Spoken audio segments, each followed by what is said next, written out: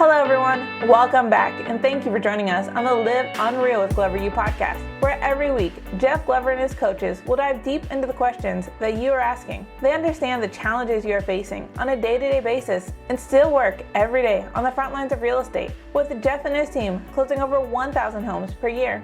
In today's episode, Jeff will share with you the Real Estate Agent Post-COVID Business Plan, Part 1, Year-to-Date Review, and New Production Goals.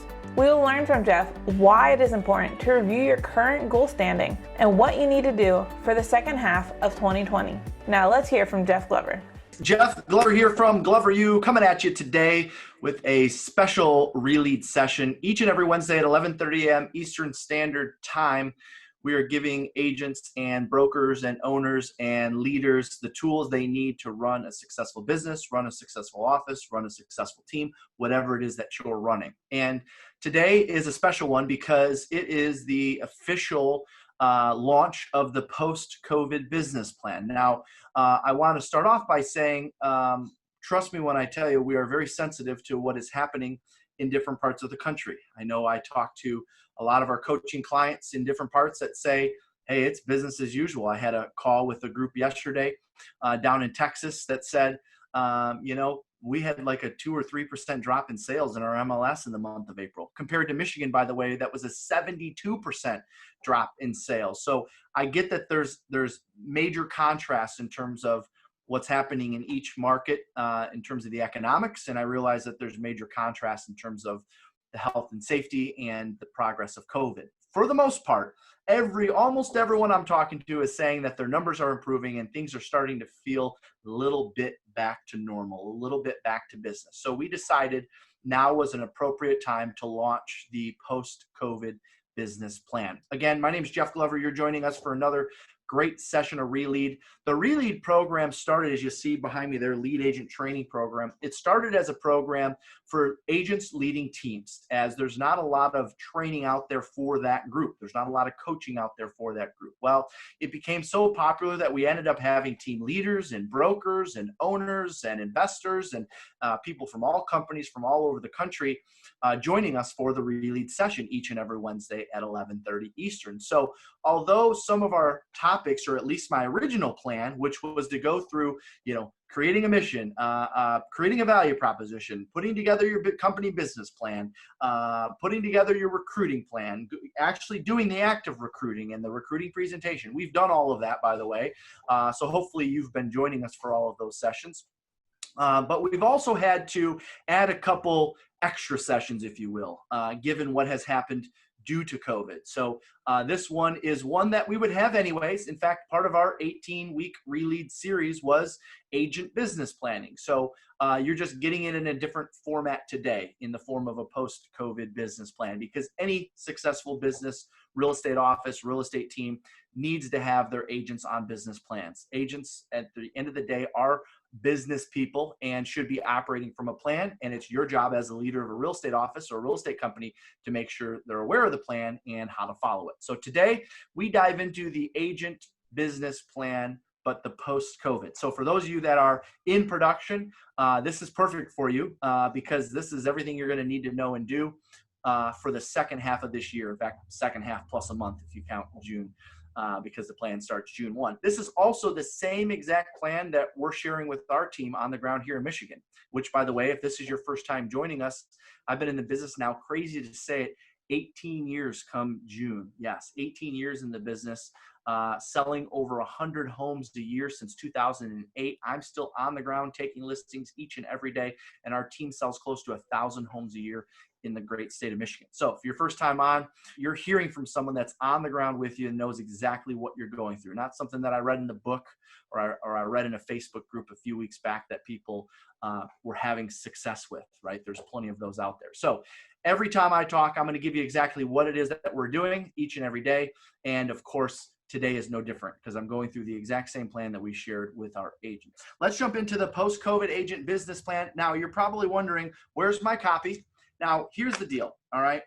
There's really two parts to this session. One part is the hard copy business plan, which everyone's going to get a copy of, everyone that joined us today. But the other part is the instruction that goes along with it. Now, we didn't want to just send you the plan in advance, because we know the reality is if I were just to send you the plan, maybe you'd print it, maybe you wouldn't.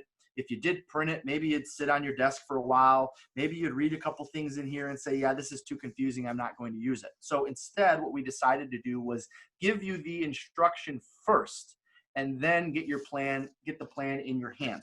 What I want you to do right now, because the plan is in sections, all right?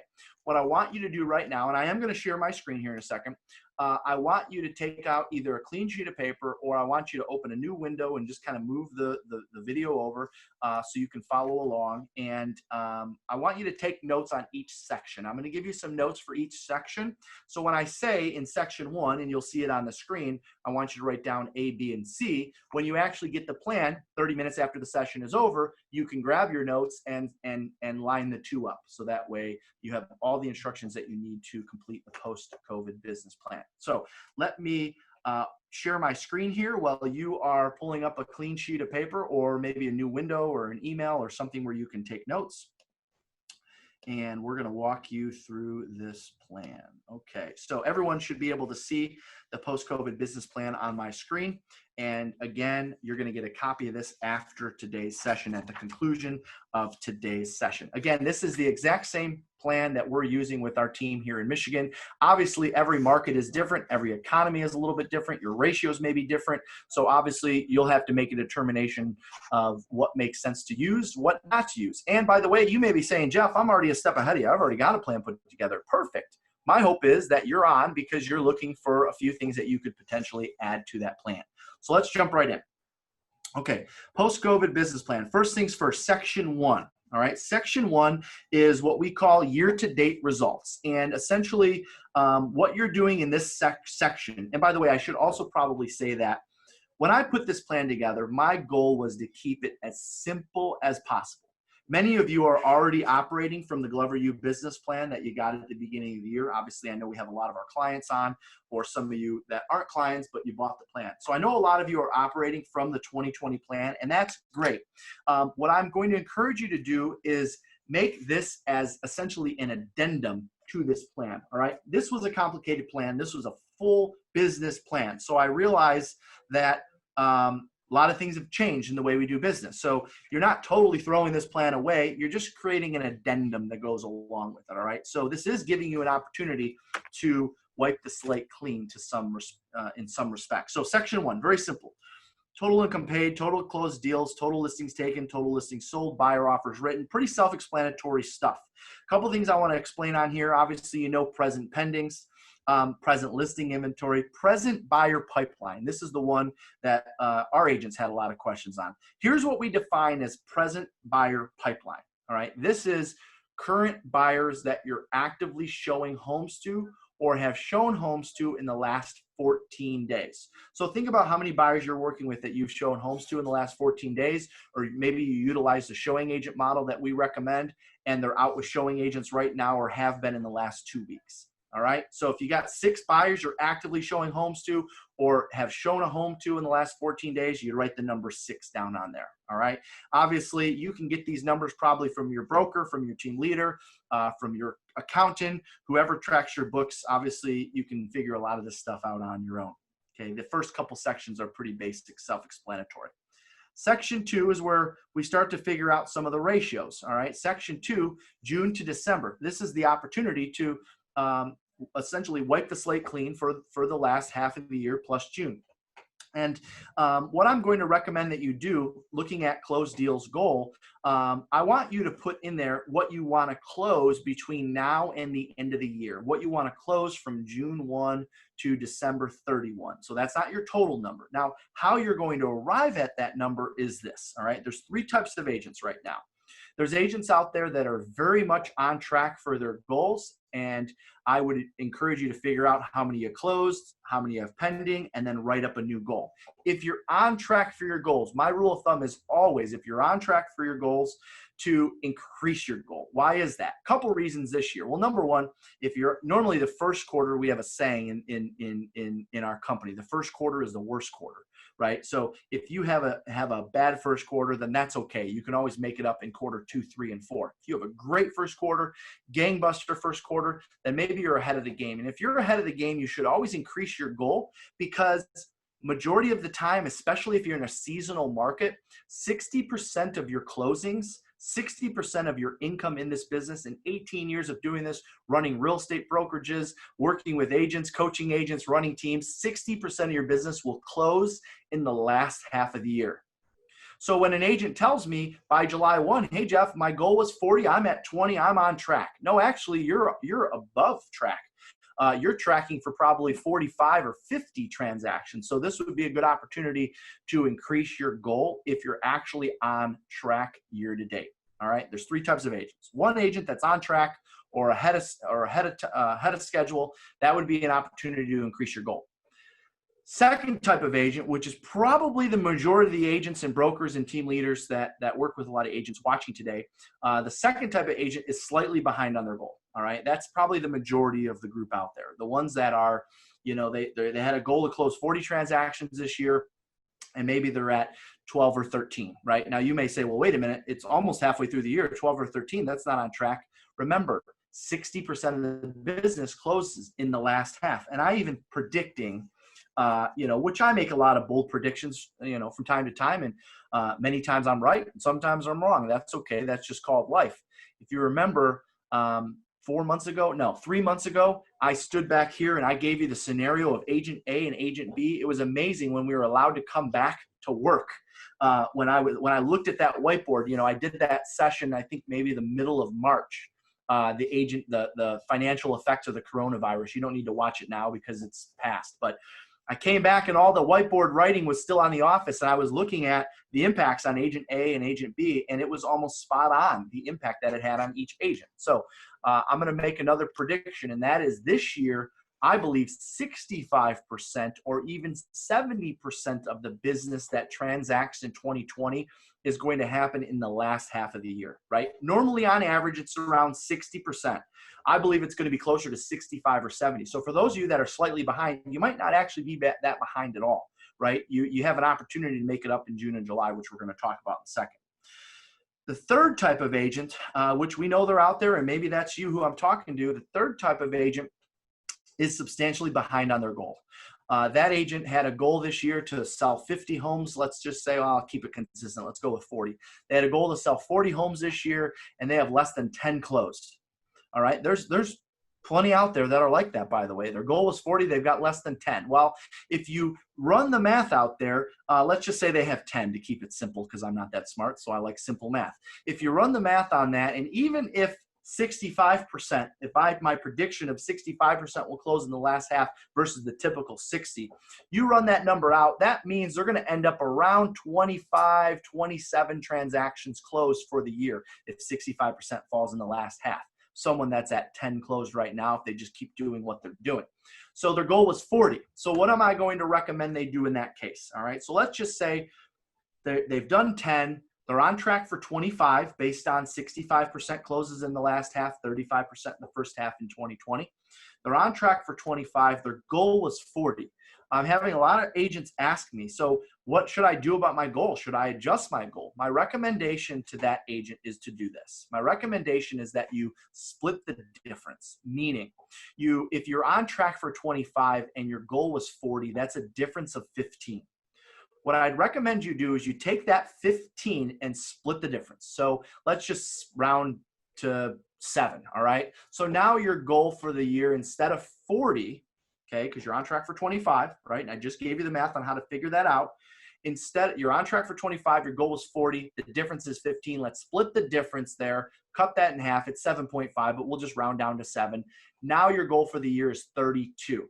You follow me? So you're at 10, you're on track for 25, you wanted 40. 40 is not that likely at this point. You split the difference of what you're on track for, what your goal was, round down or round up, I don't care which one you do, and add that to what you're on track for. All right. So again, in this particular scenario, on track for 25, difference between 25 and 40 is 15. Cut that in half. That's 7. Split the difference. It's actually 7.5. We're rounding down to 7. And now your goal for the year is 32. So what you would do here in section 2, if you have 10 closed already and your new goal for the year is 32, you're actually going to write 22 down on number 1 right there. All right. So remember, we're talking closed deal goal just for that time period, June to December. Feel like I spent a lot of time on that explanation, but I hope you followed along. All right. So closed deal goal, written sales goal. Remember, your written sales it's always going to be a higher number. You should be able to see my screen here. I'm looking at my screen. It should be your written sales goal should almost always be a higher number. Why is that?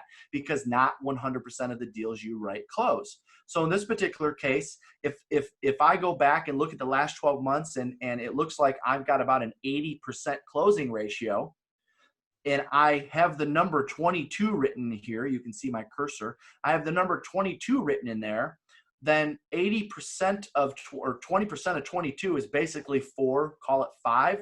So I actually need to write 26 or 27 sales in order to close 22, right? Because my new goal is 32. I already got 10 closed. I need 22 more. So I can't write 22 and close 22. In most cases, I'm going to have some fallout.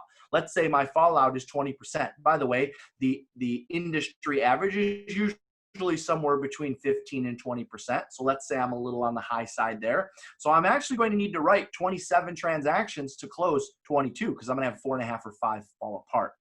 Now I can do the math on total income because if I scroll back to the first section, my average sales price will tell me approximately what my average commission check is. So I write my total gross income there, and then I subtract my expenses to arrive at my taxable income. Now you'll see there I have in parentheses 5 to 10% if you're on a team, 25 to 50% if you're a solo agent. Agents that are on teams, generally speaking, have substantially lower expenses than agents that are running a solo business. So, 25 to 50%, I don't know your business. You're going to have to figure out what your expenses were last year and plug that number in to get to your taxable income. Daily minutes to prospect. I'm recommending everyone probably step this up by 30 minutes, especially if you're in the group that's behind on your goals. Contacts per day goal. Most of our agents right now are making between 15 and 20 contacts a day. Most of the agents that coach with us are making between 15 and 30 contacts a day. So you know what you're capable of. You know what's a reasonable number for you. Hey, if you've been averaging 10 a day, then I'm not going to expect you to double that or triple that number. I'm not going to make a recommendation that you go to 20 or that you go to 30. But if you're making 10 a day right now, you should probably go to 15, 16, 17. It needs to have an increase for sure. Because depending on what market you're in, depending on how hard your market was hit, you probably lost 45 to 60 days of solid productivity. The contacts per day is one way you can make that up. Part 8 through 13 on here. Okay, this is heavily based on your ratios. So I will share with you the ratios of agents that are coaching with us at Glover U, so you can get an idea there. Listing appointment gone on to listing taken. Our average in our coaching programs is about 60% gone on to taken. Most agents can get somewhere around 50, 45, 55% without a lot of training and a lot of coaching.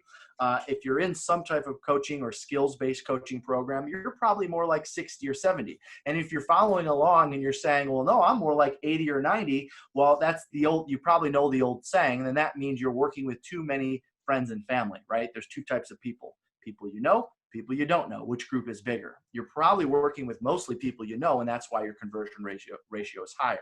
At Glover U, we teach you how to effectively work people you know and people you don't know, and that will bring your ratios down, but ultimately your closings, your units, your income, all of that will increase, all right? So I'm going to have, I just wrote in the margin here, so if you're following along, section 2, some notes to write down.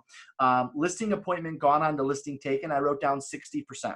Now, if you want to actually figure out your exact number, it's actually pretty easy to do. It'll probably take you an extra 30 minutes or so, but it's a very simple activity. Depending on where you keep your calendar, I know some of you out there utilize the business plan and you keep your calendar in here. Some of you do it in your phone. Some of you do it in your desktop. Whatever you use for your calendar, you can actually go back and see what listing appointments you've gone on. And you can look at how many listings you took, and you can figure out, oh, it looks like I went on 37 appointments in the last 12 months and I took 20 listings. Cool. You're just above 50%. Not bad, which, by the way, good agents are somewhere between 60, 65, 70%. So that's how you figure out listing gone on to listing taken ratio. You got to know that number. Listing sales written. Obviously, you know what percentage your listings are selling. I wrote down 85%. Depending on how well you price property, depending on what market you are in, you might be 95% listings taken to listings sold. I wrote down our coaching clients average between 85 and 90% taken to sold. So that's just a rule of thumb. You know your numbers better than I do. Let's skip down to the buyer. And by the way, once you know 8, 9, and 10. So for instance, if I know that I want to sell, just to keep numbers simple, I want to sell 10 listings. All right. So if I want to sell 10 listings and I know that I sell all but 15% of them, then guess what? I have to take 12 listings, right? It's kind of 11 and a half, but let's just round up. I have to take 12 listings to sell 10. And in order to take 12 listings, if I'm taking 60% of the appointments I go on, I probably need to go on about 20 appointments, right? So you kind of work backwards there. You figure out, all right, how many written sales do I need for listings? How many written sales do I work for buyers? And then you work your way backwards there. Speaking of buyers, let's take a look at buyers. 11, 12, and 13 on the plan. So the agents that work with us tell us they get about 2/3 of every client that they meet for the first time, whether it be a buyer consultation or a first showing. They get about 2/3 of those clients to work with them. 2/3 of those clients will write at least one offer with them, right? I'm talking a first showing or I'm talking a buyer consultation. Obviously, I know a lot of you guys have been doing those via Zoom. So if 2/3, right? So let's just use 66%. 2/3 of the clients you meet are going to write an offer with you. Then I need to know how many offers do you have to write to get a sale accepted. Now, every market's a little different. Obviously, we know inventory is low across the country. Depending on how good you are at getting offers accepted, we did a whole session in the Glover U Inner Circle on the buying power guarantee and how to present buying power to a buyer. So if you're not in the Glover U Inner Circle, get in there because we put videos in there nonstop about that. And it's a video all about how to get offers accepted. Well, by the way, I'm being told most of our agents are getting about 2/3 of their offers accepted. So 2/3 of the buyers you meet are going to write with you. That's 66%. 2/3 of the offers you do write are going to get accepted. Again, 66%. So then I know if I want to write 10 buyer sales, well, then I need to add about 33% to that number. So I probably need to write about 14 offers to get 10 buyer sales accepted. You follow me? And in order to write 14 offers, I need to add 33% to that number, because how many buyers do I need to meet in order to write those 14 offers? And the answer is, let's see, 33%, quick math. The answer is probably 17 or 18 buyers I need to meet in order to have 14 buyer offers written. You follow me? So you work those numbers backwards. Now, then you take number 10 and you take number 13 and you combine them, and boom, there you go. You have your answer for total combined written sales. And by the way, total combined written sales should match, looking back at the screen here, should match what your written sales goal is here as well. And then from there, you figure out what your closing ratio is, and then boom, there's your closed deal goal there. All right. So a lot of this stuff you have to work backwards to arrive at the actual number. Thank you for taking time to join Jeff today on the Live Unreal with Glover U podcast. To get started on having an unreal business, take the real estate self-assessment. After you complete the assessment, a member of Glover U will get on a call with you to create an action plan to improve your score. Go to www.gloveru.com/self. If you enjoyed this episode, please subscribe. Search for Live Unreal with Glover U on iTunes, Podbean, or Spotify, and subscribe today. Until next time, remember, if you have a bad first quarter, you can always make it up in the next quarters. If you're ahead of the game today, you should increase your goal, because 60% of your business will close in the last half of the year.